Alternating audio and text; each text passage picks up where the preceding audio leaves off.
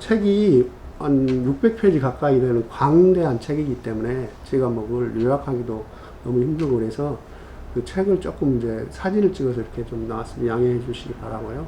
제일 첫 번째 이제 서문부터 1장에서 37장까지 있습니다. 그래서 이제 한국의 첫인상, 서울의 첫인상, 뭐 국왕의 거동, 한국 국왕이 한번 거동할 때 어떤 형태를 하는가, 그 다음에 서울이라는 데에 대해서 또 자세히 또 언급을 했습니다.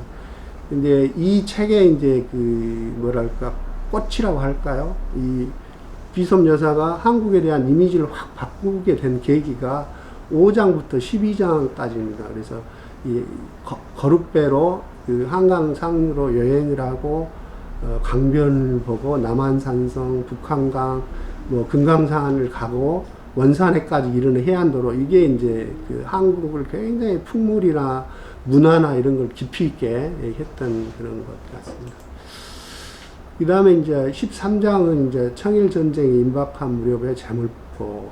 이때 이제 결국을 이제 그 청일전쟁이 임박하기 때문에 영국 영사관에서는 안전이 염려가 되니까 떠나라고 해서 이제 결국 이때 잠깐 한국을 떠나고, 떠난 동안에 이제 이런 만주나 이런 데를 또 그 사이에 또 다 이렇게 여행을 합니다. 그래서 홍수 속에서도 그 배를 타고 그 여행을 하면서 이제 그 어떤 취재를 하거든요. 근데 그 와중에 이제 자기 몸이 다쳐요. 팔도 완전히 부러져 버리고 어깨가 힘줄이 다 나가고 뭐 이런 와중에도 굉장히 그 어떤 탐구심도 많고 그 긍정적인 것들이 많은 분 같더라고요. 그래서 이제 그쪽에 선교사들이나 이제 중국군, 그래서 이제 이때 이제 중국군에 대한 어떤 시각들이 나오는데, 조금 이따 이제 그림에서 좀 나오지만 중국군에 대한 그 청군에 대한 시각은 조금 이제 나태하고 게으르고 군기가 좀 빠져 있고 이런 쪽으로 이제 좀 했더라고요. 이제 블라디보스틱 동방의 뭐 진주라가요, 뭐 이런 그 이거 하는데, 러시아 쪽은 또 실제 이제 그 러시아 쪽은 좀 좋은 쪽으로 많이 서술을 좀 했더라고요. 시베리아에 사는 한국 정착민들, 횡단철도 뭐 이런 것들을 했는데, 여기에 사는 한국민들이 굉장히 잘 살았다고 이제 묘사가 많이 돼요. 그래서 그 한국에 살고 있는 우리나라 사람들에 대한 것을 비교해서 좋은 어떤 조건만 갖추면 우리나라도 굉장히 발전 가능성이 많고 잘 살 것이다, 이런 이제 애정을 드러내기도 합니다. 고종 뭐 이렇게 하고요. 4차례에 걸쳐서 왕실을 직접 고종도 만나고 명성황후를 만나게 됩니다. 그래서 그런 것에 대한 아주 자세한 이제 기술이 있고, 이제 왕비가 이제 살해되는 을미사변 때는 또 이제 그때 한국을 떠나 있었습니다. 그래서 이제 다시 돌아왔는데 이미 이제 죽었다는 것을 이제 하고요. 거기 한국의 장례법, 그다음에 이제 그 개성이나 뭐 여러 가지 평양, 뭐 쭉 이런 것들을 평양의 이제 또 어떤 문화 형태, 생활 방식 이런 것도 기술했고, 단발령의 충격과 뭐 아간파찬, 뭐 그다음에 이제 뒤쪽에서는 주로 한국의 이제 정부 뭐 대외 무역 뭐 이런 것이고요. 한국의 무속 신앙에 대해서도 깊이 있게 이제 뭐 관찰을 했고, 귀신들에 대해서도 아주 이게 좀 뒤에 좀 그 그림으로 나오는데 하여튼 귀신의 서열 같은 것까지 자세히 했습니다. 그다음에 이제 떠날 때 그 97년도 서울의 정치적 상황에 대해서 좀 안타까움과 이런 염려 뭐 이런 것이 교차한 그런 걸 했고, 떠나면서 이제 한국에 붙이는 마지막 말을 했고요. 부록으로는 이게 굉장히 그 자세하게 그만큼 이분이 이제 영국 왕실의 어떤 그 굉장히 높은 사람이기 때문에 그 영국 그 영사나 뭐 다른 외국의 영사들이 자료 같은 것을 쉽게 얻을 수 있었던 것 같습니다. 그래서 수출품 뭐 이런 것들을 굉장히 자세하게, 이렇게 자세하게 이렇게 할 수가 있을까 할 정도로 이렇게 내용이 되어 있습니다. 여행 일정 계획표도 이분이 굉장히 그 섬세하시고 꼼꼼하신 분이라는 것이, 사진기를 반드시 갖고 다녀서 그 어떤 사진을 찍고, 그때는 뭐 이렇게 인터넷도 없고 뭐 그랬겠죠. 그러니까 다 꼼꼼한 일기식으로 전체를 다 써서 이렇게 했는데, 초공 여행 거리가 1060리라고 해요. 그래서 이제, 요걸 계산해 보니까 424km를 걸어서 다 이렇게 여행을 했던 것 같습니다. 그 다음에 요 서론에 나오는데 보면 이런 것까지 있습니다, 실제. 그러니까 얼마나 자세히 했냐면,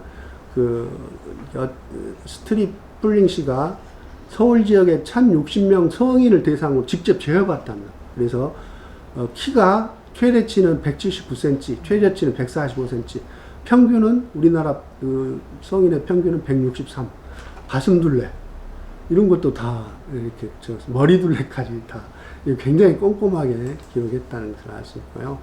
예, 처음에 이제 우리 비숍 여사가 들어왔던 데 제물포항이고, 제물포항에서 서울까지 7시간 걸려서 도착을 했는데요. 영국 공사가 직접 조랑말이나 이런 걸 가지고 와서 안내를 했고, 자기는 가마를 타고 서울까지 갔답니다. 그러니까 거기에 내용을 잠깐 보면 서울에 있는 영국 총영사 가드너 씨가 40km나 나를 에스코트 해 주었다. 6명의 가마꾼이 드는 교자에 앉아 7시간을 갔는데, 가마꾼들은 영사의 조랑말을 끌며 쉴 새 없이 잡담하고 웃고 떠드는 아주 쾌활한 친구들이었다. 길은 종종 교통이 한산해지긴 했으나 대부분 복닥거리고 길폭이 3배, 4배가 되어도 모자랄 만큼 붐볐다. 그런데다가 종종 깊은 진흙 웅덩이를 피하기 위해 길이 없는 곳으로 우회하기도 했다. 그러니까 하여튼 굉장히 도로 사정은 안 좋은데 그거를 가마를 타고 이제 갔다고 합니다. 그때 당시 이제 제물포항이고요. 이거는 아마 이제 여행 떠날 때 비숍 여사 일행을 이제 그린 것 같은데, 이런 조랑말을 이렇게 타고 다니면서 여행을 했어요. 근데 조랑말에 대한 이야기가 많이 나옵니다. 조랑말들이 성질이 굉장히 안 좋은 것 같아요. 그래서 잘 못 다루면 막 그냥 완전히 엉망을 난리를 친다고 합니다. 그래서 또 편자가 깨진지도 모르고 계속 이제 다른 쪽으로 가니까 이제 비숍 여사가 왜 다른 사람 다 모르는데 유심히 관찰해서 결국 발굽에 문제가 있으니까 이 조랑말이 그렇게 난리를 치는구나 해서 그걸 고치는 그런 이야기도 나옵니다. 그래서 비숍 여사는 궁중에 갈 때도 남장을 하고 갔다 그러고요. 아마 이게 여행을 할 때도 이렇게 이런 식으로 남장을 하고 갔던 것 같습니다. 그 다음에 이제 서울의 상점에서 거래되는 품목을 22가지 이렇게 번호를 묻잖아요. 이게 굉장히 꼼꼼하신 분 같아요. 그래서 집신과 삭간, 빛, 담뱃대, 쌈지, 이렇게 부채, 잉크병, 빨래 방망이, 말려서 새끼에 꽌, 꽃감, 이런 것까지 이렇게 22가지 정도 있다. 그런 걸 하시고, 또 원산의 인구를 또 이렇게 자세히 했어요. 그래서 원산에 사는 한국인은 한 15,000명, 일본 사람은 한 1,300명, 중국, 일본이 굉장히 이미 이제, 전국에 많이 이제 우리나라를 약탈하기 위해서 많이 진출해 있었던 단계 같습니다. 중국 사람, 그 다음에 이제 미국, 독일, 영국, 프랑스, 러시아, 덴마크, 노르웨이, 이렇게, 이런 것까지 자세히 이제 설명을 했습니다. 이분은 또 금강산 여행을 하면서 우리나라의 산수가 그렇게 아름다운지 이게 감탄을 한 대목이 많이 나옵니다. 그래서 금강산 사진이고요. 이거는 이제 금강산 중에 유점사의 부도, 우리 큰 절에 가면 부도가 항상 있죠. 저는 금강산 안 가봤습니다만은, 좀 이런 것을 보면은 좀, 그 다음에 이거는 봉천에 이제 숭늉마차, 이제 좋은, 이제 신분이 높은 사람들이 타고 다녔던 마차예요. 그 다음에 이제 우리나라의 이제 작가 중에 하나인 상사별곡에 이런 것을 직접 번역을 또 해서 이렇게 했어요. 그래서 그냥 가벼이 이렇게 지나치는 것이 아니고 우리나라의 깊이 문화랄지 사람들이 부른 노래까지 이렇게 깊이 관심을 갖고 봤다는 것이 이런 것들을 통해서 알 수 있습니다. 그래서 이별이 불이 되어 태우는 이 간장이라 눈물이 비가 되면 붓는 불을 끌 것이지만 지금은 한숨이 바람되어 간장이 더욱 단다. 나며 들며 빈 방 안에 한숨만이 외로운 나무 것이로다. 이런 굉장히 그러니까 놀랄만한 그런 것이 많이 보여지고 있죠. 그래서 천국 군대의 사진인 것 같습니다. 제가 이제 시간이 없으니까 그냥 책에 나온 사진을 제가 찍었는데요. 앞면하고 뒷모습인데, 청나라 병사들은 군기가 많이 빠져 있고 틈만 나면 약탈하고 막 이런다고 좀 나쁜 쪽으로 많이 설명을 해놨고요. 러시아 군대는 그에 비해서는 상당히 절도가 있고 깨끗하고 주민들하고 관계도 절대 약탈이 없고, 또 특히 일본 군대들은 절대 약탈이 없다. 물건을 가져가면 반드시 대가를 지불했다는 것을 계속 강조를 하더라고요. 예, 이제 블라디보스톡의 이제 사진이고, 블라디보스톡에 대해서도 상당히 많은 할애를 해서 이야기를 했던 것 같습니다. 이거는 이제 그 고종 황제가 앉았던 의자라 그러나 왕자라 그러나요? 그걸 사진이고요.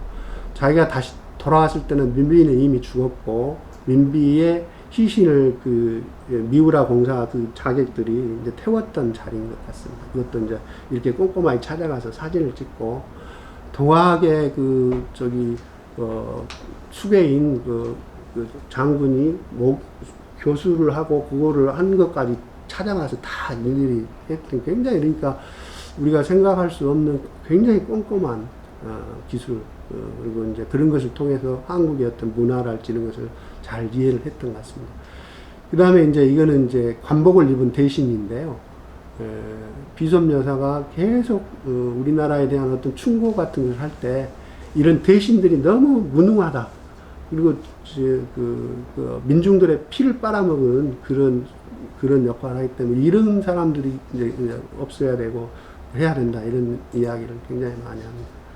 그 다음에 이제 러시아 쪽에 이제 주민들 가옥인데 비교적 상당히 잘 살고, 그랬다고 기술이 되어 있고요.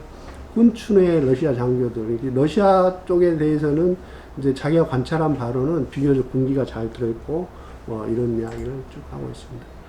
그래서 이제 뒤쪽에 30 몇 장인가 보면은 한국의 무속신앙에 대해서 나오는데, 귀신의 서열까지 이렇게 자세히 썼습니다. 그래서 귀신의 서열이 있다고 저는 몰랐는데, 여기 보니까 이렇게 자세히 36가지가 있고, 그것에 이제 서열이 있다고 합니다. 하늘에 계신, 땅에 계신, 영에 계신. 이렇게 이런 것만 보더라도, 허투루 그냥 지나가고 단순한 어떤 것이 아니고 한국 문화를 이해하기 위해서 굉장히 많은 노력을 했다는 것을 알 수 있고요.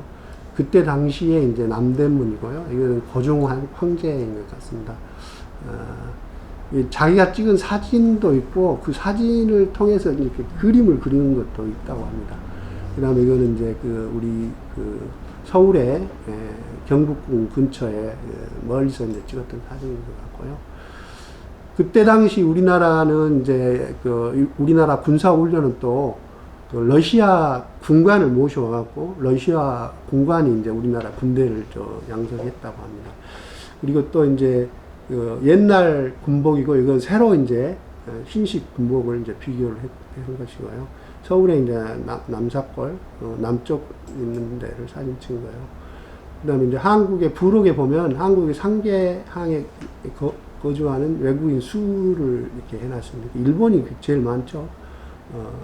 제물포에는 일본인이 4,000명 가까이, 부산에는 한 5,000명, 원산에는 한 1,300명 정도. 그 다음에 많은 것이 이제 중국인이고, 그 다음에 영국인도 꽤 이제 진출을 했던 것 같습니다. 독일인, 이렇게.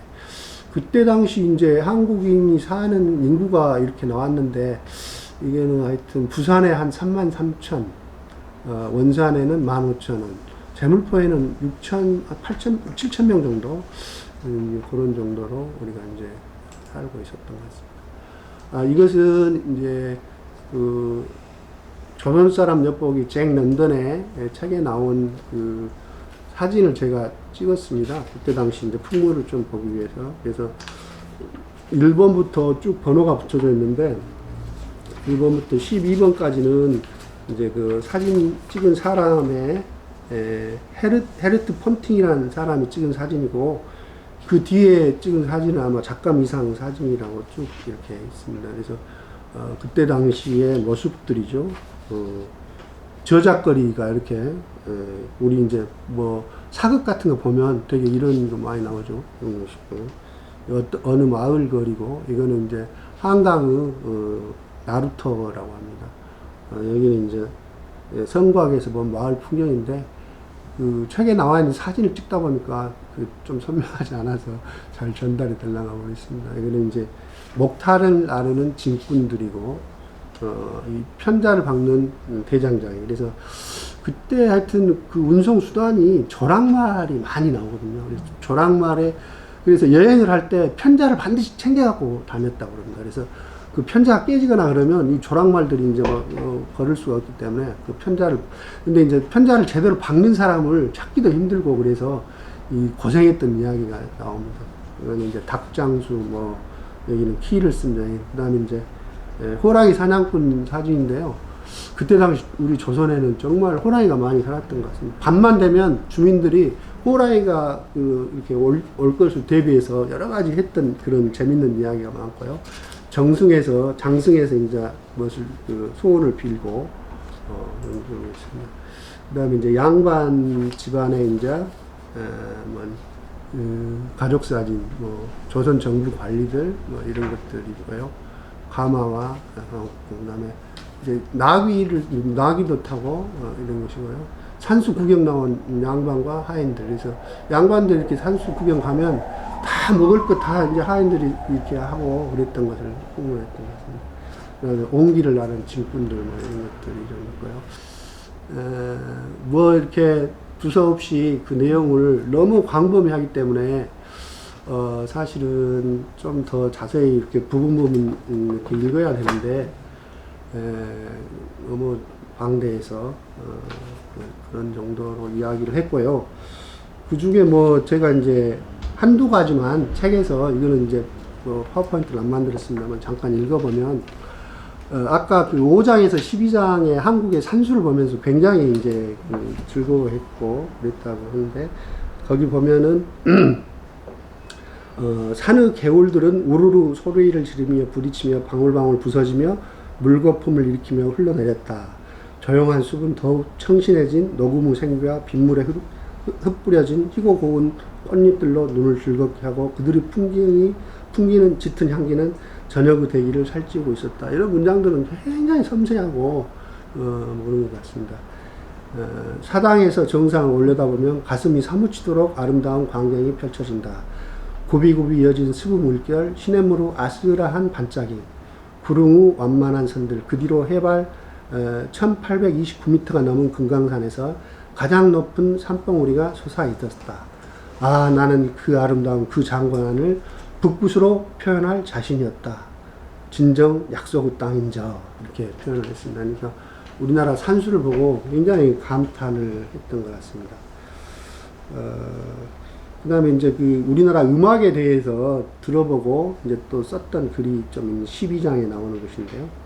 우리로서는 도저히 그들이 무엇을 표현하려는지 알 수도 느낄 수도 없다고 할 수 있다.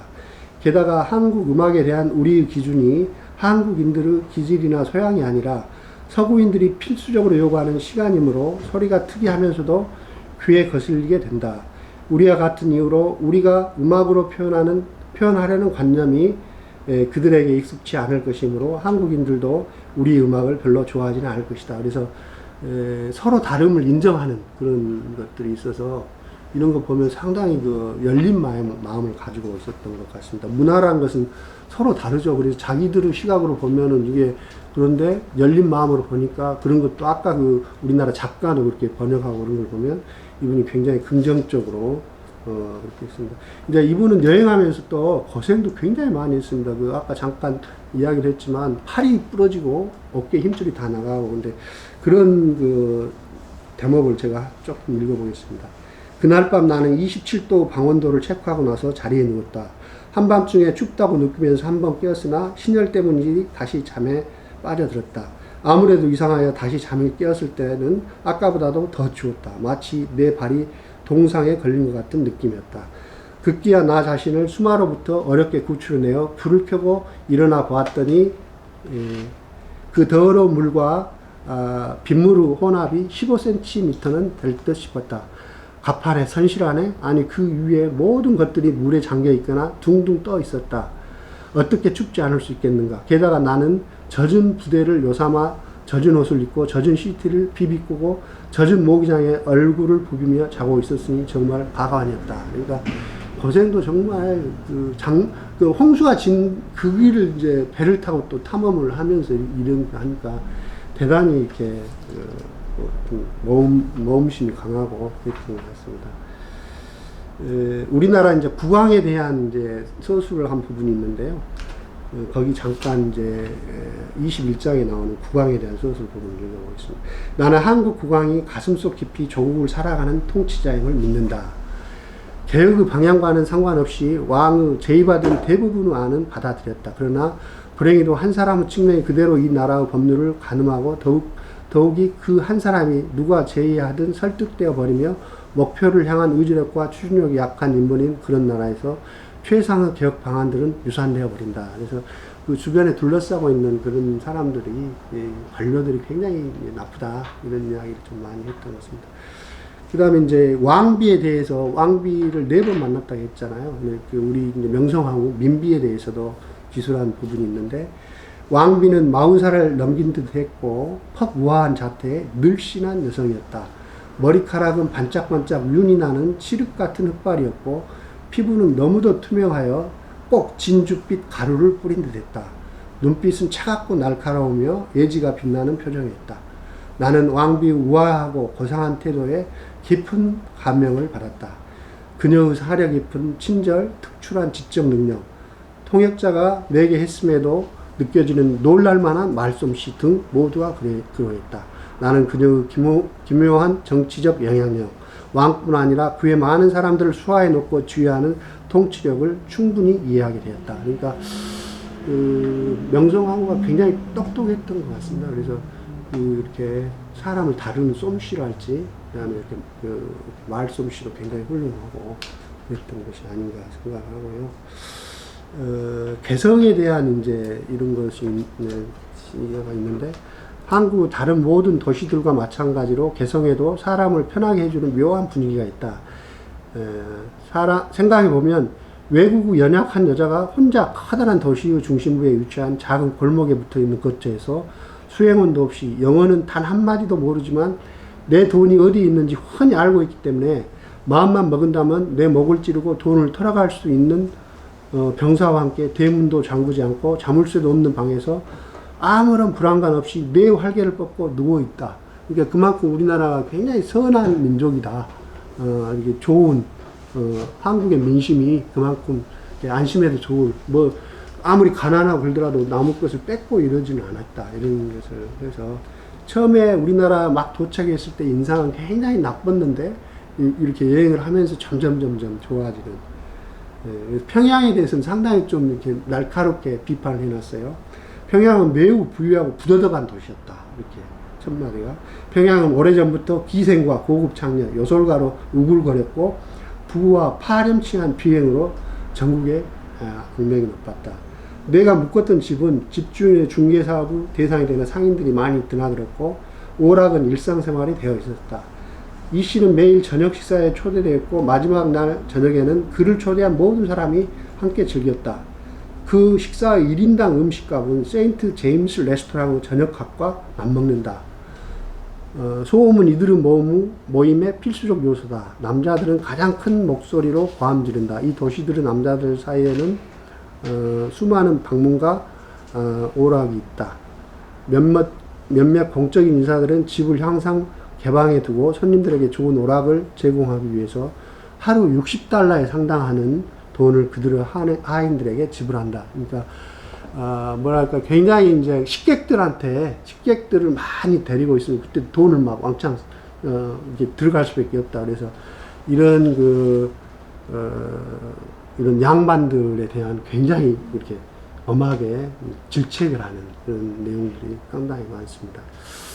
그래서 비솜 여사는 이제 왕실과 연결된 지체 높은 성직자 집안의 딸이죠. 그래서 방문 당시 아까도 말했지만 영국 영상과 재물포까지 마중이 오고 고종이 특별히 양식을 만들어 식사를 대접할 정도로 상륙추 인사고, 본인은 이미 앞서 제가 그 비솜 여사의 그 생에 대해서 잠깐 언급했지만 책을 통해서 수많은 인생을 벌었기 때문에 먹고 살기는 충분한, 그럼에도 불구하고 이렇게 끝까지 죽기 전까지 여행을 하고 이렇게 했던 사람 같습니다. 그래서 그 평양에서 거기서 썼던 $60라는 것이 우리나라 돈으로 한 2,000냥인데 어마어마하다는 그런 것을 자세히 비교를 했습니다. 황소 한 마리 가격이 20원, 100냥 내외였으니까 2,000냥을 하루에 소모를 하는 그 얼마나 나쁜 놈들이냐, 이런 이야기인 것 같습니다.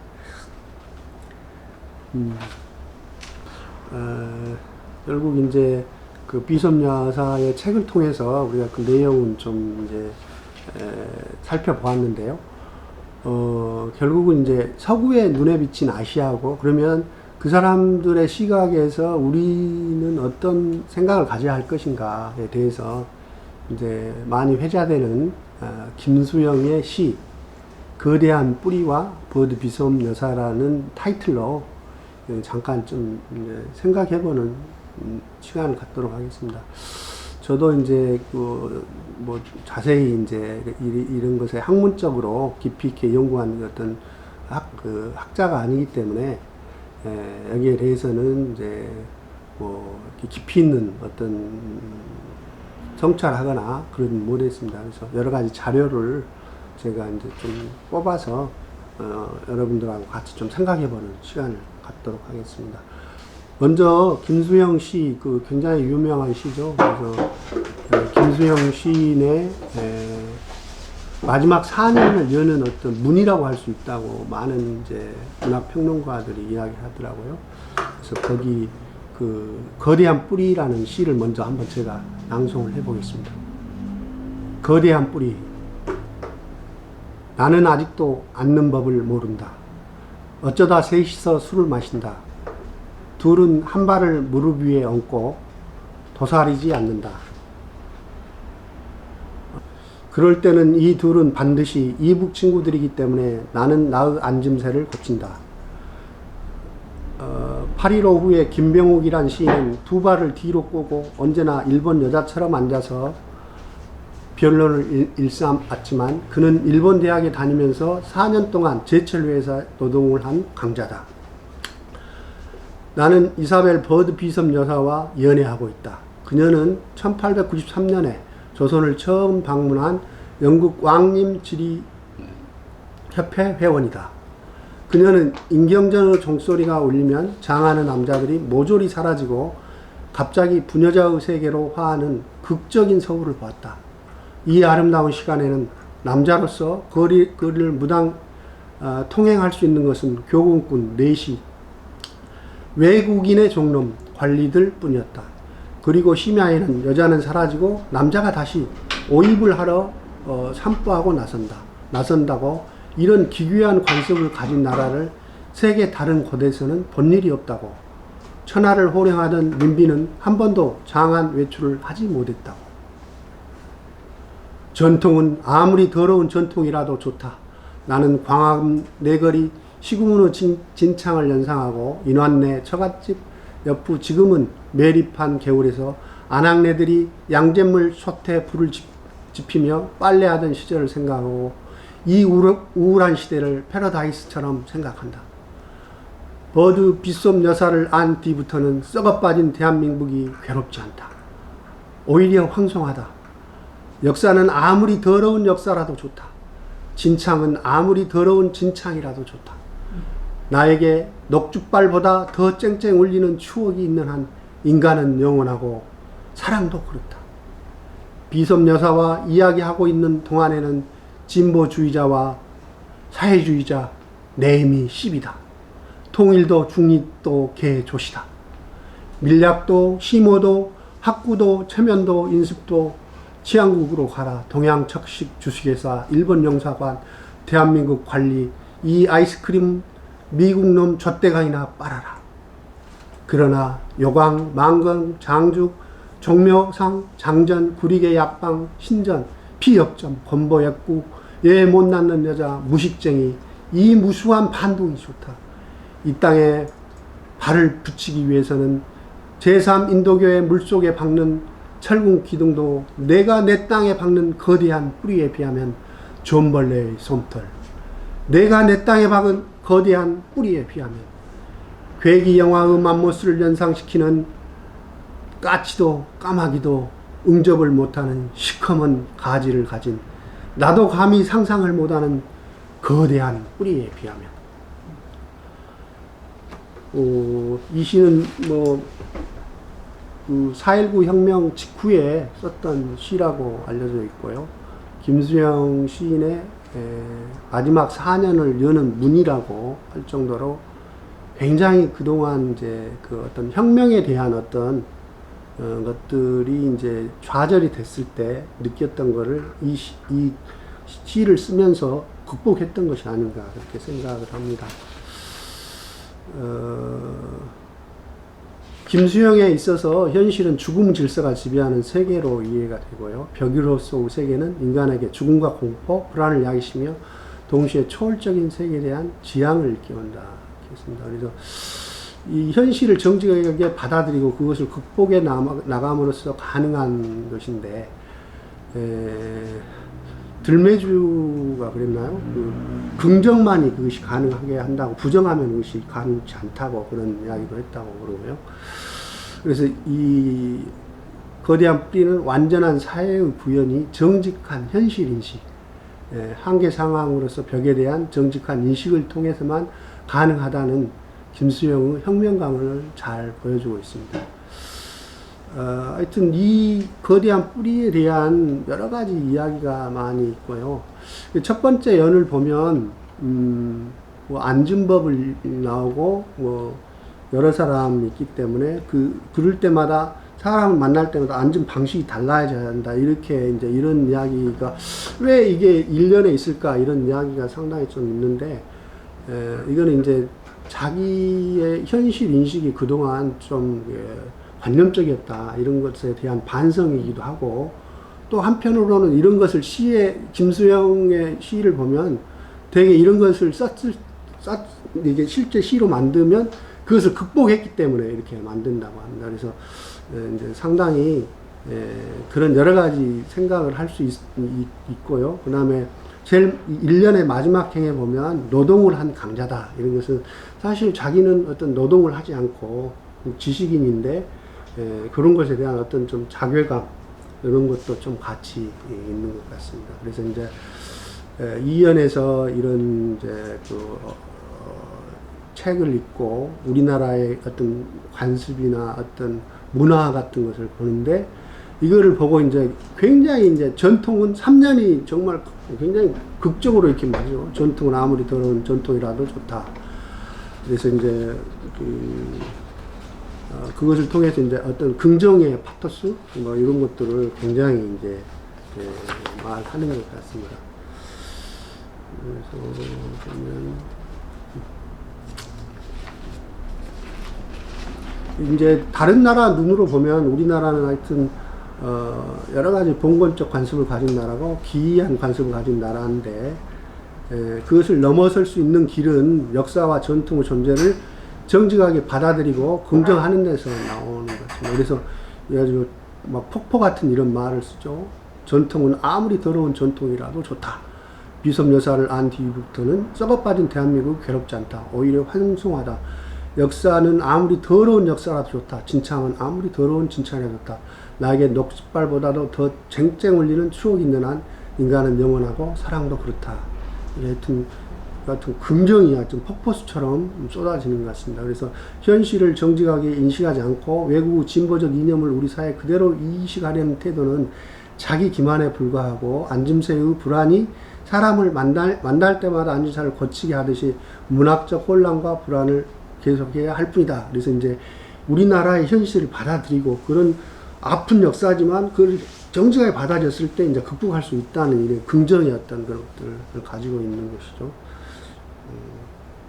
그래서 이제 이런 반전통적인 것들에 대한 철저한 비판적 자세를 취하고 요광이나 만금, 장죽 등 무수한 반동에 대한 긍정과 호의를 보여주고 있습니다. 그래서 전통에 대한 긍정은 맹목적인 전통 추구나 수조인 태도하고는 다르고 우리의 삶을 구성하는 벽으로서 우리의 역사적 전통과 현실에 대한 정직한 인식과 그것을 토대로 한 혁명만이 이 땅에 뿌리 박을 수 있는 새로운 사회를 창조해 놓을 수 있다는 신념에 근거한 것이라고 생각합니다. 그래서 이제 김수영에 있어서 4.19 직후 쓰여진 일기에는 혁명은 상대적 완전을, 그러나 시는 절대적 완전을 수행하는 것이 아닌가라고 말하고 있는데, 이는 시가 내용 형식의 하나로 일틀에는 완전한 혁명을 수행하는 데 비해 정치적 혁명은 완전한 사회를 위하여 끊임없이 지속되어야 하는 것으로 파악하고 있음을 보여줍니다. 그래서 이제 하여튼 이 시는 김수영의 대표적인 작품이고요.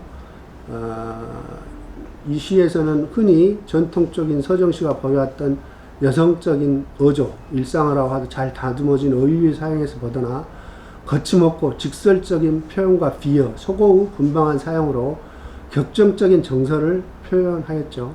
물밀듯이 밀려드는 외래적인 것들에 대한 격렬한 저항의식과 우리 것에 대한 자각이 거대한 뿌리와도 같이 흔들림 없이 개진되고 있다고 할 수 있겠습니다. 뭐 여러 시인들이 이 거대한 뿌리에 대해서 많이 이제 뭐 해석도 하고 자기 나름대로 여러 가지 이야기를 했습니다. 그래서 이제 뭐 이 시의 핵심은 3년인 것 같고요. 하여튼 앞서도 말했지만 인식의 강렬함을 넘어 기이함을, 아름다움을 띠는 3년은 지난 역사에 대한 어떤 대긍정의 파토스로 생각하고, 거기에 이제 김수영이 직접 경험할 수 없었던 시간들에 대한 뼈아픈 긍정이 그가 내포되어 있고요. 부정으로는 아무것도 창조하지 못한다고 말한 사람은 이제 프랑스 철학자 들메주가 그런 이야기를 했고요.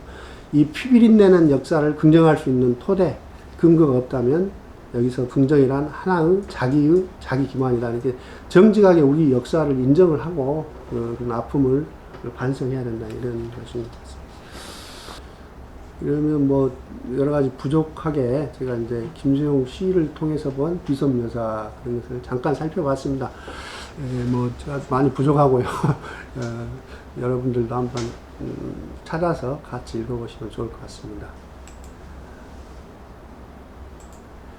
그래서 다음으로는 이제 이 시간이 허락이 될지 모르는데, 사실은 이제 이런 것들의 비섭묘사 책을 통해서 우리가 이제 어떤 것을 뭐 배울 것인가 이런 것들 조금 생각을 해봐야 되는데, 근대화와 아시아적 가치란 이런 것을 좀 생각을 해볼 필요는 있을 겁니다.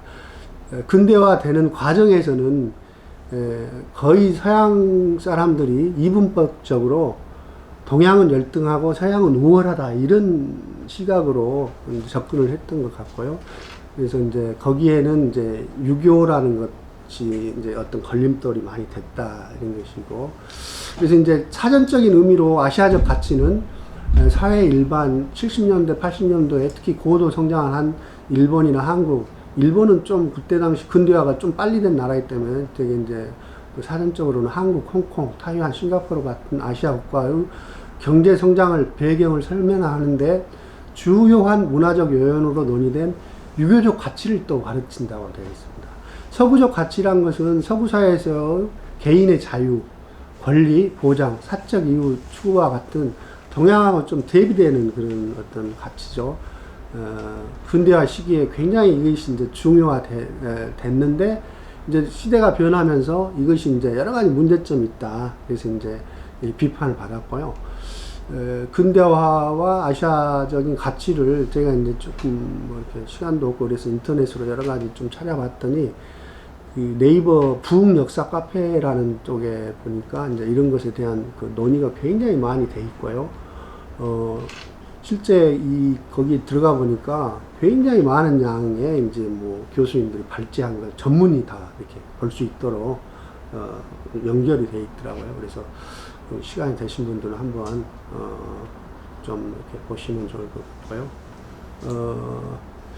실제 이제 이런 아시아적 가치란 것은 결국 엄밀한 의미에서 보면 서구인들의 어떤 동양에 대한 극찬처럼 보이긴 하지만 궁극적으로는 긍정적 시각은 아니고 유럽인의 어떤 우월 의식에서 보는 아시아인의 폄하를 바탕을 깔고 있는 의미로 이제 해석하는 것이 옳다고 생각합니다. 근데 이제 그 여러 가지 논의가 좀 더 돼야 될 것 같고요.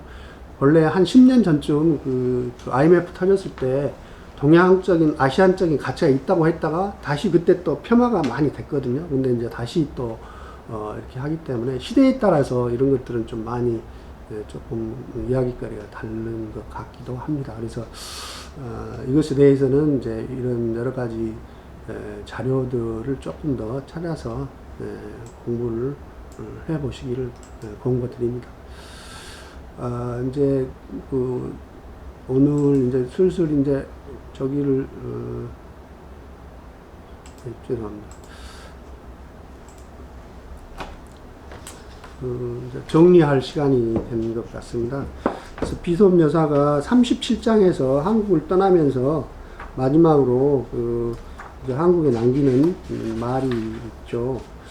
근데 이제 거기에 보면은 이제 사실 이 사람이 처음에 한국에 왔을 때는 굉장히 이제 야만적인 나라 막 이렇게 생각을 하고 좀 아주 더럽고 무식하고 막 이렇게 했는데 이제 떠날 때쯤 되니까 한국을 아까 말씀드렸지만 11개월간 4차례에 걸쳐서 이렇게 다니면서 한국에 대한 어떤 굉장히 긍정적인 걸 많이 이야기를 했습니다. 그래서 우리나라에 대한 여러 가지 충고를 이제 많이 하는 거죠. 충고 같은 것을. 그래서 쉽게 말하면 아까도 앞에서도 말씀드렸지만 우리나라는 흡혈귀하고 그 피를 빨리는 사람 두 가지 종류가 있다. 그래서 흡혈귀는 대표적으로 그 관리들이다. 그런 썩어빠진 관리들을 도려내야 된다. 그래서 이제 평민 계급은 이제 피를 빨려먹은 흡혈귀다. 그래서 이제 그런 것들에 대한 개혁을 막 해야 된다. 이렇게 이야기를 많이 했고요. 근데 개혁을 하기 위해서는 우리나라 자체로 좀 힘이 지금 없기 때문에 여러 가지 좀 외부의 도움을 받아야 된다. 이제 먼저 개혁이 됐던 나라들을 도움을 받아야 된다. 그 다음에 이제 두 번째로 이분이 말한 것은 군주 권한이 굉장히 헌법상에 좀 명문화가 돼가지고 이게 좀 확립이 돼야 된다. 이런 이야기를 했고요. 중국에 대해서는 상당히 좀 부정적인 시각을 좀 이야기를 했더라고요. 일본은 좀 여러 번 이제 청일전쟁에서 결국 일본이 승리를 했기 때문에 일본 쪽에 이제 시각을 좀 반영한 것 같고요.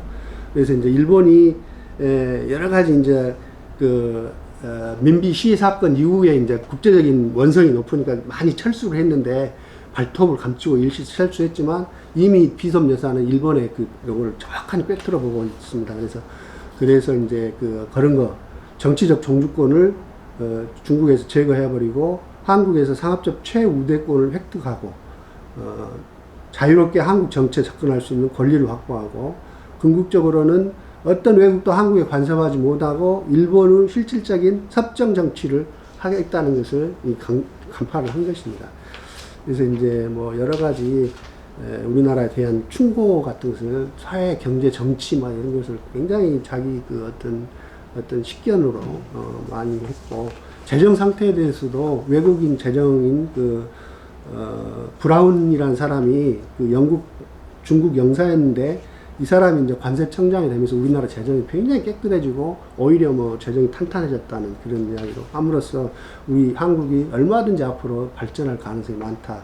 그렇게 이야기를 했습니다. 그래서 이제 러시아하고 이제 러일 전쟁이 발발하기 직전에 이제 또 결국 한국을 떠나게 되거든요. 그러면서 이제 마지막으로 했던 이야기는 러시아와 일본이 한국 운명을 놓고 대결한 상태에서 떠나게 된 것이 굉장히 유감스럽다. 그래서 처음에 느꼈던 혐오감은 그 애정이라 할 수 있는 관심으로 바뀌었고 어떤 여행에서도 한국에서 보다 더 섭섭하게 헤어진 사랑스럽고 친절한 친구들을 사귀지 못했다.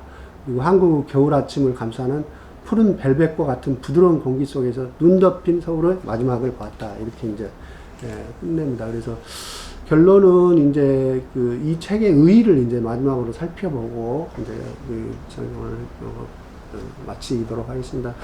그래서 이제 아까 한 말에 이제 3대 명저 뭐 이런 게 있는데 은자의 나라 한국 윌리엄 그리피스 교수가 했는데 이것도 굉장히 방대한 책인데 실제는 조선 왕조에 대한 것들을 좀 많이 다뤘던 것이고요.